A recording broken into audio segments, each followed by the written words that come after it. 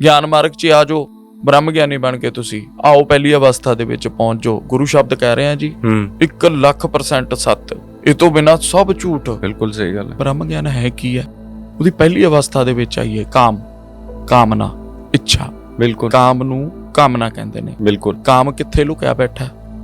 ਜਿਹੜੇ ਰੁਪਈਏ ਨੇ ਨਾ, ਪੈਸੇ, ਉਹਨੂੰ ਗਿਣਨ ਦੇ ਵਿੱਚ ਸੁੱਖ ਹੈ। ਬਿਲਕੁਲ, ਹਾਂ, ਪੈਸਾ ਕਿਸੇ ਸਹੀ ਗੱਲ ਹੈ, ਕਿਸੇ ਕੋਲ ਨਹੀਂ ਰੁਕਦਾ ਪੈਸਾ। ਜਦੋਂ ਤੱਕ ਗਿਣਤੀ ਕਰਦੇ ਆ ਨਾ, ਉਦੋਂ ਤੱਕ ਸੁੱਖ ਹੈ। ਬਿਲਕੁਲ। ਇੰਦਰੀਆਂ ਆਪਣੀਆਂ, ਸਥੂਲ ਸਰੀਰ ਜਿਹਨੂੰ ਕੱਪੜੇ ਕਹਿੰਦੇ ਨੇ, ਜਿਹੜੇ ਉਰੀ ਰਹਿ ਜਾਂਦੇ ਨੇ, ਕਰਮ ਇੰਦਰੀਆਂ, ਸ਼ਬਦ, ਸਪਰਸ਼, ਰੂਪ, ਰਸ, ਗੰਧ, 5 ਗਿਆਨ ਇੰਦਰੀਆਂ, 5 ਕਰਮ ਇੰਦਰੀਆਂ। ਗਿਆਨ ਇੰਦਰੀਆਂ ਪਰ ਇੰਦਰੀਆਂ ਨੇ ਜਿਹੜੀਆਂ ਅੰਦਰੋਂ ਤੀ। ਬਿਲਕੁਲ। ਇੰਦਰੀਆਂ ਤੋਂ ਸਬਲ, ਪ੍ਰਕਾਸ਼ਕ ਤੇ ਵਿਆਪਕ ਆਪਣਾ ਮਨ ਹੈ। ਮਨ ਤੇ ਮਨ ਤੋਂ ਵੀ ਨਿਰਣਾਇਕ, ਬਲਵਾਨ, ਪ੍ਰਕਾਸ਼ਕ ਬੁੱਧੀ ਹੈ। ਸਹੀ ਗੱਲ। ਤੇ ਬੁੱਧੀ ਦਾ ਜਿੱਥੋਂ ਪ੍ਰਕਾਸ਼ ਹੋ ਰਿਹਾ ਨਾ, ਉਹ ਹੰਕਾਰ ਹੈ, ਦੇਹ ਅਭਿਮਾਨ। ਮੈਂ ਕਰ ਸਕਦਾ। ਕਾਮ ਉੱਥੇ ਲੁਕਿਆ ਬੈਠਾ ਹੰਕਾਰ ਦੇ ਵਿੱਚ। ਹੰਕਾਰ ਦੇ ਪਿੱਛੇ ਕਾਮ ਹੈ। ਜੇ ਦੁਸ਼ਮਣ ਦਾ ਪਤਾ ਲੱਗ ਜਾਵੇ ਨਾ ਵੀ ਕਿੱਥੇ ਲੁਕਿਆ ਬੈਠਾ, ਤਾਂ ਮਾਰਨ 'ਚ ਦੇਰ ਨਹੀਂ ਲਾਦੀ। ਆਪਣੇ ਹੰਕਾਰ ਨੂੰ, ਯਾਨੀ ਅਹਮ ਨੂੰ, ਜਿਹੜਾ ਪ੍ਰਕਾਸ਼ ਮਿਲ ਰਿਹਾ ਨਾ, ਉਹ ਤੁਸੀਂ ਹੋ, ਆਤਮ ਸਰੂਪ। ਤੁਸੀਂ ਪ੍ਰਕਾਸ਼ ਦੇ ਰਹੇ ਹੋ ਉਹਨੂੰ। ਸਹੀ ਹੈ। ਜਿਹੜੀਆਂ ਸਥੂਲ ਸਰੀਰ ਦੀਆਂ ਕਰਮ ਇੰਦਰੀਆਂ ਨੇ, ਸ਼ਬਦ, ਸਪਰਸ਼, ਰੂਪ, ਰਸ, ਗੰਧ, ਗਿਆਨ ਇੰਦਰੀ ਦੇ ਨਾਲ ਭੋਗਾ ਦਾ ਗਿਆਨ ਹੁੰਦਾ। ਬਿਲਕੁਲ ਸਹੀ ਗੱਲ। ਕਰਮ ਇੰਦਰੀਆਂ ਤੇ ਗਿਆਨ ਇੰਦਰੀਆਂ ਬਹੁਤ ਬਲਵਾਨ ਨੇ, ਬਹੁਤ ਤਾਕਤਵਰ ਨੇ। ਬਿਨਾਂ ਭਜਨ ਤੋਂ ਸੁਣ ਲਓਗੇ, ਸਮਝ ਲਓਗੇ, ਪਰ ਇਹਨਾਂ ਨੂੰ ਜਿੱਤ ਨਹੀਂ ਸਕਦੇ।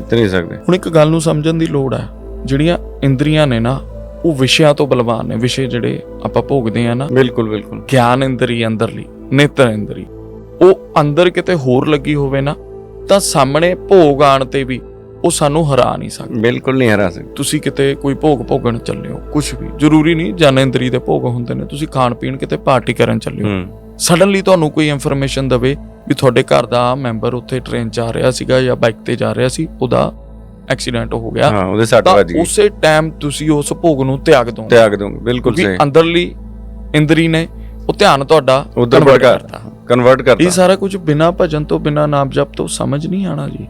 ਗਿਆਨ ਦੀ ਅਵਸਥਾ ਇਹ ਤਾਂ ਜਾਣੀ ਆ ਉੱਥੇ। ਬਿਲਕੁਲ। ਜੇ ਆਪਾਂ ਕਹੀਏ ਨਾ ਵੀ ਉਹ ਬਚਪਨ ਤੋਂ ਹੀ, ਜੰਮਣ ਤੋਂ ਹੀ ਬ੍ਰਹਮ ਗਿਆਨੀ ਮਹਾਂਪੁਰਸ਼ ਸੀਗੇ, ਉਹਨਾਂ ਦਾ ਪਿਛਲਾ ਭਜਨ ਸੀਗਾ, ਉਹਨਾਂ ਨੂੰ ਕਿਸੇ ਮਨੋਰਥ ਦੇ ਨਾਲ ਜਨਮ ਦੇ ਕੇ ਪ੍ਰਮਾਤਮਾ ਨੇ, ਅਕਾਲ ਪੁਰਖ ਨੇ ਭੇਜਿਆ। ਬਿਲਕੁਲ। ਹੁਣ ਆਪਣੀ ਜਿਹੜੀਆਂ ਇੰਦਰੀਆਂ ਨੇ, ਉਹ ਮਨ ਨੂੰ ਨਹੀਂ ਜਾਣਦੀਆਂ, ਪਰ ਮਨ ਉਹ ਤੋਂ ਉੱਪਰ ਹੈ ਨਾ, ਉੱਪਰ ਹੈ। ਉਹ ਇੰਦਰੀਆਂ ਨੂੰ ਵੀ ਜਾਣਦਾ, ਉਹ ਵਿਸ਼ਿਆਂ ਨੂੰ ਵੀ ਜਾਣਦਾ। ਭਾਜੀ ਧਿਆਨ ਨਾਲ ਸਮਝੋ, ਬਹੁਤ ਵੱਡਾ ਰਹੱਸ ਹੈ। ਇਹ ਸਾਰਾ ਕੁਝ ਉਲਟਾ ਹੋਇਆ ਪਿਆ।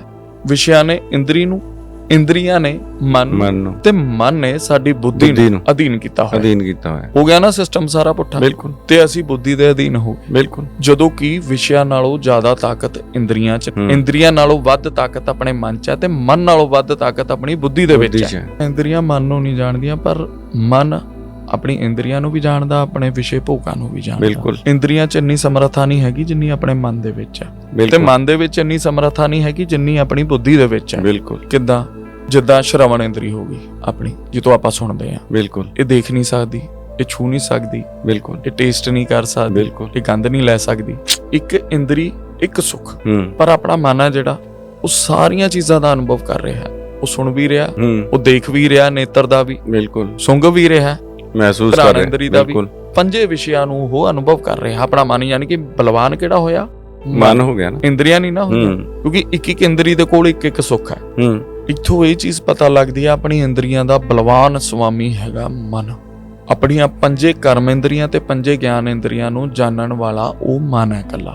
ਬਿਲਕੁਲ। ਉਲਟਾ ਇੰਦਰੀਆਂ ਨੇ ਸਾਡੇ ਮਨ ਨੂੰ ਫਸਾ ਲਿਆ, ਦੁਰਗਤੀ ਦਾ ਕਾਰਨ। ਬਿਲਕੁਲ। ਮਨ ਨੂੰ ਸਾਰੀ ਜਾਣਕਾਰੀ ਹੈ। ਬਿਲਕੁਲ। ਮਨ ਇੰਦਰੀਆਂ ਤੋਂ ਬਲਵਾਨ ਹੈ, ਪ੍ਰਕਾਸ਼ਕ ਹੈ। ਸਹੀ ਹੈ। ਸੂਖਮ ਹੈ, ਇਹਨੂੰ ਸਾਰੀ ਜਾਣਕਾਰੀ ਹੈ, ਪਰ ਉਹ ਫਸ ਗਿਆ। ਸੇਮ ਇਸੇ ਤਰ੍ਹਾਂ ਆਪਣੀਆਂ ਇੰਦਰੀਆਂ ਵਿਸ਼ੇ ਭੋਗਾਂ ਦੇ ਵਿੱਚ ਫਸ ਗਈਆਂ, ਜਦਕਿ ਇੰਦਰੀਆਂ ਉਹ ਤੋਂ ਬਲਵਾਨ ਨੇ। ਬਿਲਕੁਲ। ਮਨ ਬੁੱਧੀ ਨੂੰ ਨਹੀਂ ਜਾਣਦਾ, ਪਰ ਬੁੱਧੀ ਆਪਣੇ ਮਨ ਨੂੰ ਜਾਣਦੀ ਹੈ। ਬਿਲਕੁਲ। ਐਵੇਂ ਇੰਦਰੀਆਂ ਵਿਸ਼ੇ ਨੂੰ ਜਾਣਦੀਆਂ ਨੇ। ਬਿਲਕੁਲ। ਮਨ ਕਿੱਦਾਂ ਦਾ ਹੈ? ਬੋਲੇ ਲੱਗ ਨਹੀਂ ਰਿਹਾ, ਬੋਲੇ ਉਦਾਸ ਹੈ, ਬੋਲੇ ਸ਼ਾਂਤ ਹੈ। ਇਹ ਗਿਆਨ ਕਿਹਨੂੰ ਹੈ? ਬੁੱਧੀ ਨੂੰ। ਬਿਲਕੁਲ ਸਹੀ ਗੱਲ। ਇਹ ਸਾਰਾ ਫੈਸਲਾ ਦ੍ਰਿਸ਼ਟਾ ਬਣ ਕੇ ਬੁੱਧੀ ਕਰਦੀ ਹੈ। ਬਿਲਕੁਲ। ਬੁੱਧੀ ਮਨ ਦੇ ਹਰ ਇੱਕ ਸੰਕਲਪ ਨੂੰ, ਹਰ ਇੱਕ ਇੰਦਰੀ ਦੇ ਭੋਗਾਂ ਨੂੰ ਐਨ ਚੰਗੀ ਤਰ੍ਹਾਂ ਜਾਣਦੀ ਹੈ। ਬਿਲਕੁਲ ਸਹੀ ਗੱਲ। ਇਹ ਸਭ ਤੋਂ ਜ਼ਿਆਦਾ ਉੱਤਮ, ਪ੍ਰਕਾਸ਼ਕ, ਵਿਆਪਕ, ਸੂਖਮ, ਨਿਰਣਾਇਕ। ਬਿਲਕੁਲ। ਤੇ ਸੂਖਮ ਵੀ ਹੈ, ਦੇਖ ਨਹੀਂ ਨਾ ਸਕਦੇ ਆਪਾਂ ਉਹਨੂੰ। ਬਿਲਕੁਲ। ਉਹਨੂੰ ਕਦੇ ਕਿਸੇ ਰਿਪੋਰਟ ਦੇ ਵਿੱਚ ਆਈ ਆ ਵੀ ਬੁੱਧੀ ਨੂੰ ਚੈੱਕ ਕਰ ਲਓ? ਨਹੀਂ। ਇਹ ਤੋਂ ਵੀ ਉੱਪਰ ਆ ਜਾਓ ਭਾਜੀ, ਬੁੱਧੀ ਵੀ ਆਪਣੇ ਸਵਾਮੀ ਤੋਂ ਪੁੱਛ ਕੇ ਹਰ ਇੱਕ ਫੈਸਲਾ ਕਰਦੀ ਹੈ। ਸਵਾਮੀ ਕੌਣ ਹੈ? ਹੰਕਾਰ। ਸਭ ਤੋਂ ਉੱਚੀ ਚੋਟੀ ਤੇ ਬੈਠਾ ਹੰਕਾਰ ਕਿੱਥੇ ਲੁਕਿਆ ਬੈਠਾ ਹੈ?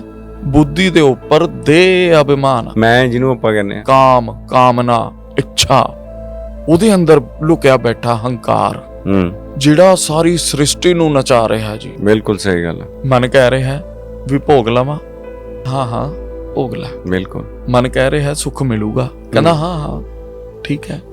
ਬੁੱਧੀ ਮੋਹਰ ਲਾ ਰਹੀ ਹੈ ਉਹਦੇ, ਸੁੰਘ ਲਵਾਂ, ਛੂ ਲਵਾਂ, ਚਖ ਲਵਾਂ, ਦੇਖ ਲਵਾਂ।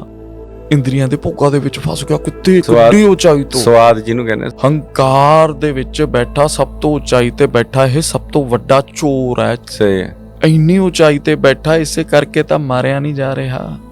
ਬੁੱਧੀ ਦਾ ਸਵਾਮੀ ਹੰਕਾਰ ਹੈ। ਗੁਰੂ ਨਾਨਕ ਸਾਹਿਬ ਨੇ ਕੀ ਕਿਹਾ ਸੀ? ਮਨ ਜੀਤੇ ਜਗਜੀਤ। ਗੱਲ ਸਮਝ ਨਹੀਂ ਆਈ ਸਾਨੂੰ। ਬਿਲਕੁਲ। ਮਨ ਜੀਤੇ ਜਗਜੀਤ, ਜਗ ਕਿਹਨੂੰ ਕਹਿ ਰਹੇ ਨੇ? ਉਹ ਆਪਣੇ ਸਰੀਰ ਨੂੰ। ਕਰਮ ਇੰਦਰੀਆਂ, ਗਿਆਨ ਇੰਦਰੀਆਂ, ਸਥੂਲ ਸੂਖਮ ਕਾਰਨ ਸਰੀਰ, ਇਹ ਜਗਤ ਹੈ। ਇਹਨੂੰ ਜਿੱਤਣਾ, ਮਨ ਨੂੰ ਜਿੱਤ ਲਿਆ ਤਾਂ ਸਾਰਾ ਜਗਤ ਜਿੱਤ ਲਿਆ ਸੀ। ਪੂਰੀ ਸ੍ਰਿਸ਼ਟੀ ਨੂੰ ਪਤਾ ਹੈ ਵੀ ਜਿਹੜੀ ਚੀਜ਼ ਉੱਗੀ ਹੈ ਉਹ ਖਤਮ ਹੋਣੀ ਹੈ। ਮਨ ਜੋ ਵੀ ਕਰਦਾ ਬੁੱਧੀ ਦੀ ਆਗਿਆ ਨਾਲ ਕਰਦਾ। ਬਿਲਕੁਲ। ਤੇ ਬੁੱਧੀ ਮਨ ਦੋਵੇਂ ਅਧੀਨ ਹੋ ਗਏ ਭੋਗਾਂ ਦੇ। ਬਿਲਕੁਲ। ਆਪਣੇ ਆਪ ਨੂੰ ਬਹੁਤ ਆਜ਼ਾਦ ਮੰਨਦੇ ਹਾਂ ਅਸੀਂ, ਪਰ ਅਸੀਂ ਭੋਗਾਂ ਦੇ, ਇੰਦਰੀਆਂ ਦੇ, ਮਨ ਦੇ ਤੇ ਬੁੱਧੀ ਦੇ ਅਧੀਨ ਹੋ ਗਏ। ਇਸੇ ਕਰਕੇ ਦੁਰਗਤੀ ਹੋ ਰਹੀ ਹੈ। ਬਿਲਕੁਲ ਸਹੀ ਹੈ। ਇਸੇ ਕਰਕੇ ਜਨਮ ਮਰਨ ਹੋ ਰਿਹਾ। ਬਿਲਕੁਲ। ਦੇਹ ਅਭਿਮਾਨ ਦੇ ਵਿੱਚ ਬੈਠਾ ਹੰਕਾਰ ਨਾ ਪੂਰਾ ਜੜ ਹੈ ਤੇ ਨਾ ਪੂਰਾ ਉਹ ਚੇਤਨ ਹੈ। ਚੇਤਨ ਹੈ। ਸਹੀ ਹੈ। ਜੜ ਦੇਹ ਅਭਿਮਾਨ ਤੇ ਚੇਤਨ ਸ਼ੁੱਧ ਆਤਮ ਸਰੂਪ। ਜਿਹੜਾ ਜੜ ਹੈ ਨਾਸ਼ਵਾਨ ਹੈ। ਤਾਈਓ ਤਾਂ ਇਸਤਰੀ ਪੁਰਸ਼ ਮੰਨ ਕੇ ਉਹ ਜਨਮ ਮਰਨ ਦੇ ਵਿੱਚ ਫਸ ਰਿਹਾ। ਬਿਲਕੁਲ। ਆਪਣੇ ਆਪ ਨੂੰ ਕਰਤਾ ਮੰਨ ਰਿਹਾ। ਉਹੀ ਸੁੱਖ ਦੁੱਖ ਦਾ ਭੋਗਤਾ ਹੰਕਾਰ, ਜਿਸ ਹਿਸਾਬ ਨਾਲ ਬੁੱਧੀ ਚੱਲਦੀ ਹੈ।